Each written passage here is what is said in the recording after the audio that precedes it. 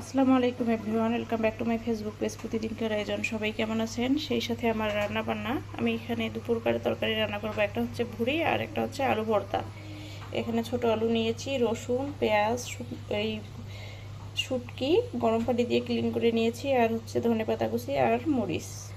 ধনেপাতা কুচিগুলো ফ্রোজেন করে রাখা। আমি এই আলুগুলো সব সেদ্ধ করে নিব পরিমাণ মতো পানি দিয়ে। দিয়ে দিব স্বাদ মতো লবণ, একটু মরিচের গুঁড়ো ঝালের জন্য, একটু হলুদের গুঁড়ো। আপনারা চাইলে মরিচের গুঁড়োর পরিবর্তে চিলি ফ্লেক্সও দিতে পারেন। এদিকে ভুড়িতে দিয়ে দিব পেঁয়াজ কুচি, দিয়ে দিব স্বাদ মতো লবণ, মরিচের গুঁড়ো। ভুড়ি যেহেতু একটু ঝাল ঝাল হলে বেশি ভালো লাগে। হলুদের গুঁড়ো দিয়ে দিব, পাঁচফোড়ন, জিরা, ধনিয়া গুঁড়ো দিয়ে দিব, আদা রসুনের পেস্ট একসাথে মিক্সড করে রাখা। দিয়ে দিব পরিমাণ মতো রান্নার তেল। ভুড়িতে যথেষ্ট চর্বি আছে, এই ভর্তাতেও আমি একটু তেল অ্যাড করব। আপনারা চাইলে স্কিপও করতে পারেন, পরেও করতে পারেন। আমি ঢেকে দিব এখন।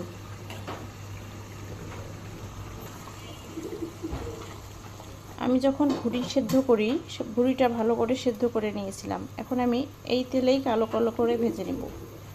ভুড়ি থেকে যে চর্বিটা বের হয় সেটা আমি অ্যাড করেছিলাম। আপনারা চাইলে সেটা নাও অ্যাড করতে পারেন, যারা আসলে তেল চর্বিযুক্ত খাবার একদমই অপছন্দ করেন। অ্যাড করব গরম মশলা, ছোটো এলাচ, বড় এলাচ, দারচিনি, লবঙ্গ, গোলমরিচ 5-6টা, ছোটো এলাচ, বড় এলাচ দিয়েছি 2টো, আর লং গোলমরিচ দিয়ে দিয়েছি হচ্ছে 5-6টা, আর দারচিনি টুকরো দিয়ে দেবো, তেজপাতা 2টো। আমি মিডিয়াম হিটে কালো কালো করে ভেজে নেব। এই ভর্তাটা কিন্তু খুবই টেস্টি, যারা কখনো বাসায় ট্রাই করেনি ট্রাই করে দেখবেন।